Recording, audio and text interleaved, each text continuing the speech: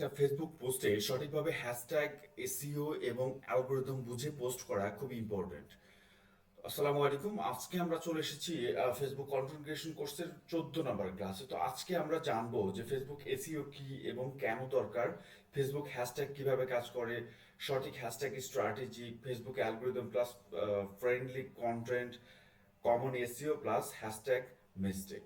এই যে বিষয়গুলো হ্যাশট্যাগ এসইও এবং অ্যালগরিদম বুঝে পোস্ট করা, এইটা যদি এই বিষয়গুলো যদি আপনি না মানেন বা এইটা না মেনে কাজ করেন বা পোস্ট করেন, তাহলে কিন্তু এই পোস্টকে রিচ এঙ্গেজমেন্ট এবং ফেসবুকের অ্যালগরিদম যেটা চাচ্ছে সেটা এনে দেওয়া খুবই ডিফিকাল্ট। সুতরাং আমরা অবশ্যই হ্যাশট্যাগ এসইও এবং অ্যালগরিদম সম্পর্কে জানবো এবং এই অনুযায়ী পোস্টগুলো আমরা করব পরবর্তীতে। তো আমরা শুরুতেই চলে যাই যে মানে ইন্ট্রোডাকশন অপশনে এই যে বিষয়গুলো, এই বিষয়গুলো ইন্ট্রোডাকশন যদি আমরা যাই, তাহলে এটা একটা সার্চ ইঞ্জিন। সোশ্যাল ফেসবুক শুধু একটা প্ল্যাটফর্ম না, এটা প্রথমে বলতে হবে যে ফেসবুক শুধু একটা প্ল্যাটফর্ম না, এটা একটা সার্চ ইঞ্জিন। মানুষ এখানে ফেসবুকে সার্চ করে, কি কি সার্চ করে মূলত সেটা দেখি চলেন। সার্ভিস সার্চ করে, প্রোডাক্ট সার্চ করে, টিউটোরিয়াল সার্চ করে এবং লোকাল বিজনেস সম্পর্কে মোটামুটি সার্চ করে। আপনি যদি এসইও প্লাস হ্যাশট্যাগ ঠিকভাবে কাজ করেন, তাহলে অর্গানিক রিচ বাড়বে, নিউ অডিয়েন্স আসবে, অ্যালগরিদম আপনাকে পুশ করবে। সুতরাং এসইওটা ফেসবুক পোস্টের ক্ষেত্রে এসইও এবং হ্যাশট্যাগ খুবই ইম্পর্টেন্ট। ঠিক আছে, এরপর মানে পার্ট ওয়ানে যদি আমরা দেখি যে ফেসবুক এসইওটা আসলে কি। এসইও জানি আমরা, এসইও ইকুয়াল টু হচ্ছে কি, SEO equal to search engine optimisation, যেটা হচ্ছে সার্চ ইঞ্জিনকে অপটিমাইজ করে আপনার সার্চ অনুযায়ী রেজাল্ট এনে দেওয়ার ক্ষেত্রে। এবং এসইওটা হলে কেউ যদি একটা বিষয় নিয়ে সার্চ করে, সেটা আপনার যে পোস্ট সেটাকে কিন্তু তারা প্রেফার করবে। ঠিক আছে, এখন চলেন যাই যে ফেসবুক এসইও মানে হলো এমন ভাবে পোস্ট লেখা যেন ফেসবুক সার্চ এবং অ্যালগরিদম সহজে বুঝতে পারে আপনার কন্টেন্টটা কি। ফেসবুক এসইও কোথায় কাজ করে? পেজ নেমে কাজ করে, ইউজার নেমে কাজ করে, বায়ো অথবা অ্যাবাউট, পোস্ট ক্যাপশন, হ্যাশট্যাগ এবং ইমেজ অথবা ভিডিও ডেসক্রিপশন। যখন এসইওটা আসলে কিভাবে কাজ করে সেটা আমরা দেখি। প্রথমেই আমরা চলে যাব, মানে এটা হচ্ছে মূলত গুগলে কাজ করে। তারপরে দেখি, চল মনে করেন আমরা একটা নিশ ধরি যে ফেসবুক কন্টেন্ট, ফেসবুক কন্টেন্টকে একটা পেজ ধরলাম। ফেসবুক আপনি একটা দেন best content creation, best content creation আর এসি কোর্স ধরলাম। এটা মনে করেন আমার একটা কিওয়ার্ড। দেখেন এইখানে অনেকগুলো, এই যে দেখেন এই যে কন্টেন্ট গুলো আসছে, এইগুলোই কিন্তু সার্চ ইঞ্জিন অপটিমাইজেশনের জন্যই আসছে। ঠিক আছে, এই যে পোস্ট গুলো, এইগুলো কিন্তু সবার আগে চলে আসছে। ঠিক আছে, এই যে মানে ক্রিয়েটর যারা আছে, এই ক্রিয়েটরের পোস্ট গুলো আগে চলে আসছে, মানে হচ্ছে এটা এটা পারফেক্টলি এসইও করে দেওয়া, যে কারণে এই পোস্ট গুলো আগে চলে আসছে। ঠিক আছে, আপনি বিভিন্ন কন্টেন্ট ক্রিয়েটরের কিন্তু এইখানে ইয়ে চলে আসবে, বা বিভিন্ন কোর্স আছে তাদের আহ, মানে ভিডিওগুলো আগে চলে আসবে। যাদের মানে আপনি এই যে গুগলে আমি সার্চ করে আসলাম, এই গুগলে সার্চ করে আসার পরে মানে সার্চ করার পরে আপনার ভিডিও বা আপনার টেক্সট গুলো, আপনার পোস্ট গুলো আগে আসাটা, নিয়ে আসাটাকেই হচ্ছে এসইওর কাজ।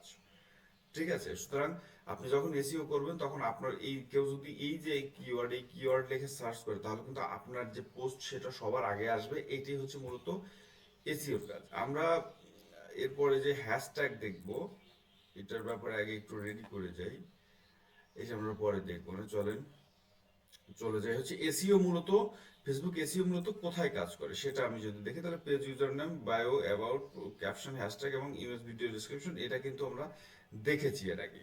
এরপরে ফেসবুক এসইও বেস্ট প্র্যাকটিস আসলে কিভাবে হওয়া উচিত। এটা মূলত বেস্ট প্র্যাকটিস যেমন হচ্ছে মেইন কিওয়ার্ড প্রথম থেকে 1 থেকে 2 লাইনে ব্যবহার করুন। মেইন কিওয়ার্ড যেটা 1 থেকে 2 লাইনে ব্যবহার করুন। ন্যাচারাল ভাষায় লিখুন। বাংলা প্লাস ইংলিশ মিক্সড ভালো করে লিখুন। ক্যাপশন 3+3:6 লাইনে হলে বেস্ট। ক্লিয়ার টপিকস ফোকাস করুন। আচ্ছা, এই যে বিষয়টা ফেসবুক বেস্ট প্র্যাকটিস, এই বিষয়টা আপনি আসলে কোথায় করবেন? মানে আপনি কিন্তু নর্মালি এই যে পোস্টগুলো আপনি এইখানে পোস্টে কিন্তু এই বিষয়গুলো কিন্তু করাটা একটু ডিফিকাল্ট। তারপর আপনি মূলত করতে পারবেন হচ্ছে বিজনেস সুইটে গেলে বেটার হয়। ঠিক আছে, এইখানে আছে দেখেন, এইখানে হচ্ছে আপনার যে মেইন পোস্ট কিন্তু এইটা।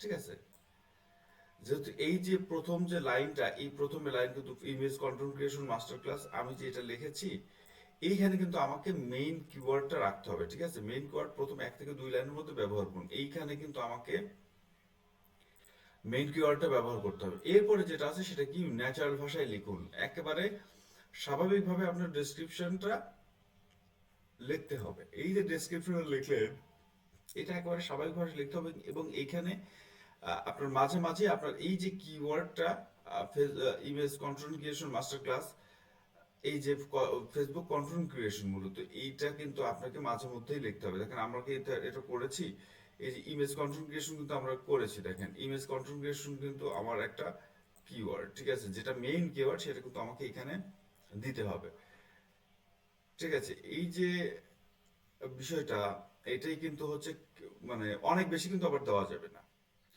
প্রচুর পরিমাণে দেওয়া যাবে না, 4টা 5টা আপনাকে দিতে হবে, ঠিক আছে? 4টা 5টা দিলে মূলত কেউ যদি ইমেজ কন্টেন্ট ক্রিয়েশন লিখে সার্চ দেয়, তাহলে আপনি যে ভিডিওটা করেছেন ফেসবুকে, তখন এই ভিডিওটা কিন্তু সবার সামনে গুগলে যেটা দেখাইলাম সেভাবে কিন্তু আপনার সামনে চলে আসবে, ঠিক আছে? আবার অনেক বেশি দেওয়া যাবে না, অনেক বেশি দিলে কিন্তু কিওয়ার্ড স্টাফিং হয়ে যাবে, মানে জোর করে কিওয়ার্ড বসানো যেটাকে বলে সেটা কিন্তু হয়ে যাবে, সেটা করা যাবে না। আচ্ছা, এক্সাম্পল হিসেবে যদি আজ কিছু টিপস দিলাম, মানে এটা একটা কথা, ফেসবুক রিচ বাড়ানোর 3টি প্রুভেন টিপস,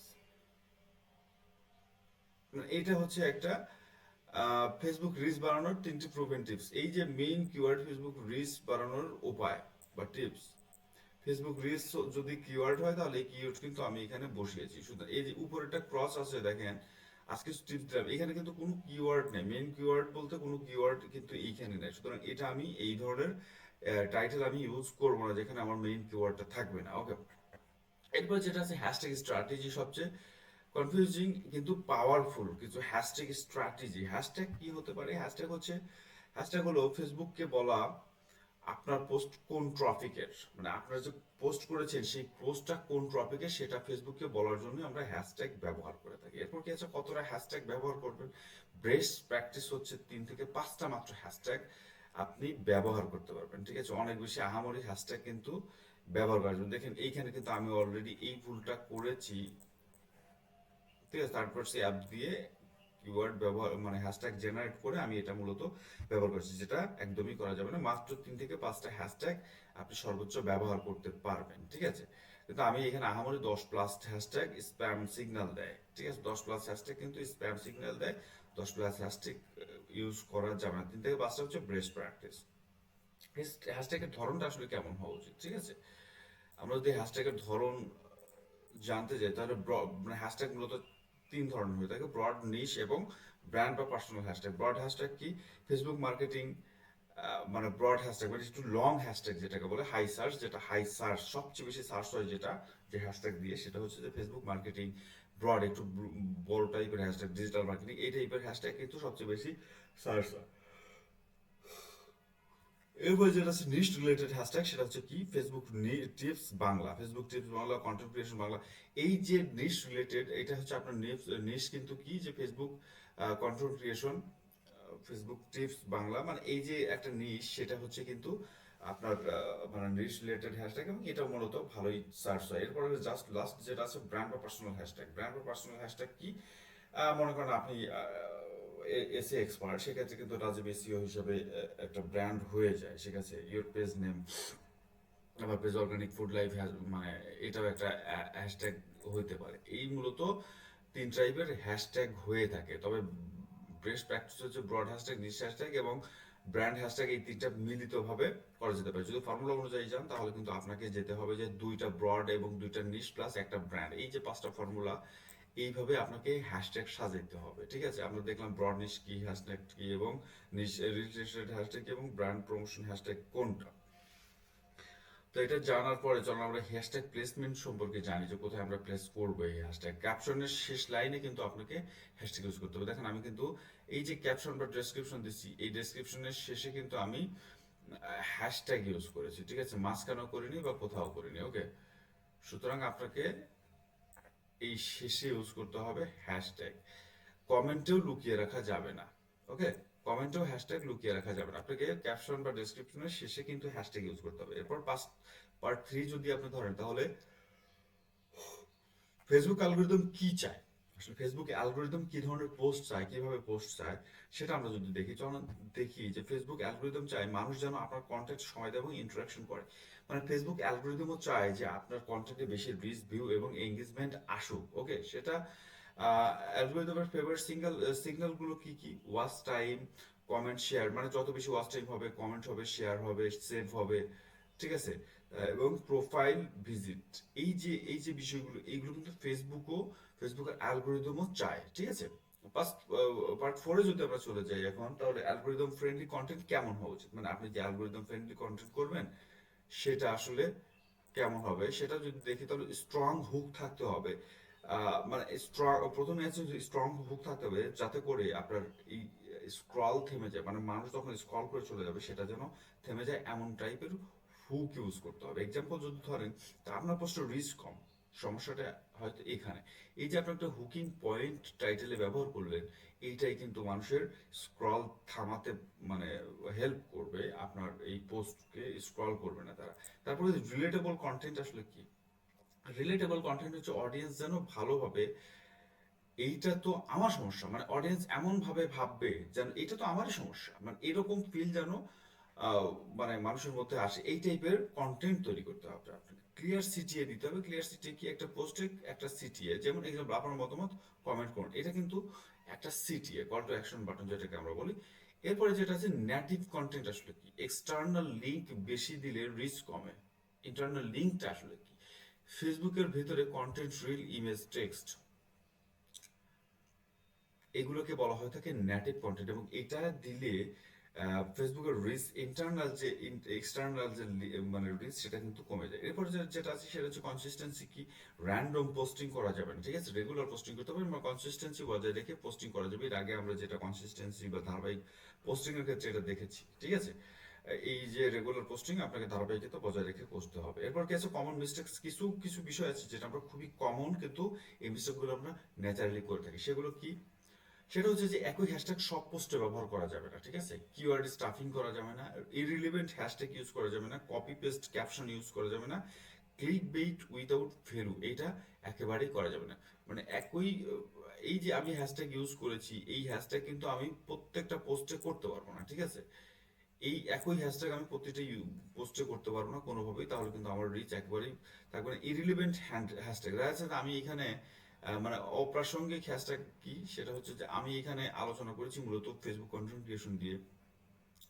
এইখানে যদি আমি দেই যে হাউ টু সার্ভে, মানে কিভাবে সার্ভে করা যায়, অথবা কিভাবে কুকিং, মানে কুকিং রিলেটেড আমি হ্যাশট্যাগ দিলাম, এই টাইপের যে ইরিলিভেন্ট হ্যাশট্যাগ, সেটা কিন্তু কখনোই করার জন্য। কপি পেস্ট ক্যাপশন, মানে ক্যাপশনকে কখনোই কিন্তু কপি পেস্ট করে নিয়ে এসে বসাইতে পারবে না, অর্থাৎ টাইটেলকে আপনি কপি পেস্ট করে কখনই কিন্তু বসাতে পারবেন না। মূলত এইটাই ছিল হচ্ছে যে আমরা যে কমন মিস্টেকগুলো করি, সেগুলো সেগুলো আশা করি যে এই মিস্টেকগুলো আর হবে না আপনাদের।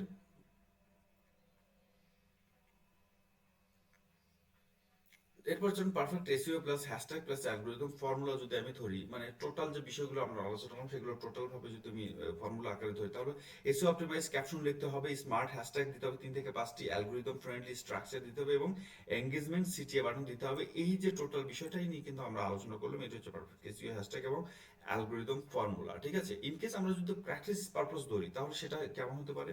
প্রথমে একটা নিশ রিলেটেড, নিজের নিশ লিখতে হবে, একটি মেইন কিওয়ার্ড মেনে নিতে হবে, বেছে নিতে হবে, 3 থেকে 5টি রিলেভেন্ট হ্যাশট্যাগ লিখতে হবে, অ্যালগোরিদম ফ্রেন্ডলি একটি ক্যাপশন লিখতে হবে, ঠিক আছে। এইটা কিন্তু আমরা প্র্যাকটিস করতে পারি। আপনার টোটাল সামারি যদি করি আজকের ক্লাসে, সেক্ষেত্রে কিন্তু আসবে যে ফেসবুক এসইও এখন ম্যান্ডেটরি, মানে এটা হচ্ছে টোটাল সামারির একটা পার্ট, হচ্ছে ফেসবুক এসইও এখন খুবই ম্যান্ডেটরি, হ্যাশট্যাগ কম কিন্তু রিলেভেন্ট হতে হবে, অ্যালগোরিদম এঙ্গেজমেন্টকেই প্রায়োরিটি দিতে হবে, smart posting equal to organic growth.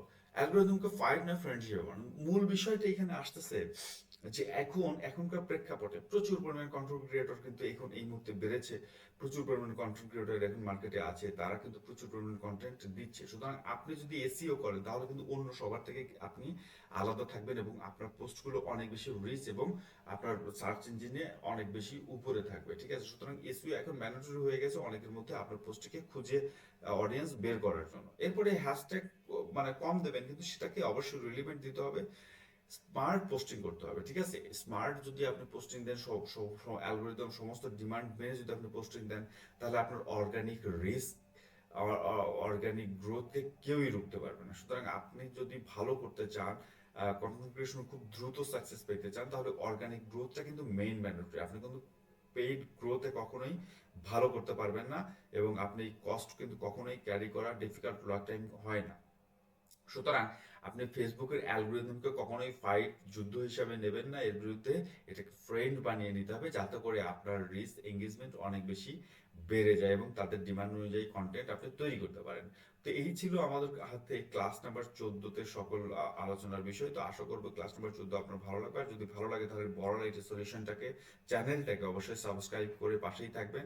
আশা করি পরবর্তীতে ভালো কিছু নিয়ে আসতে পারবো। সকলের জন্য শুভকামনা। আসসালামু আলাইকুম।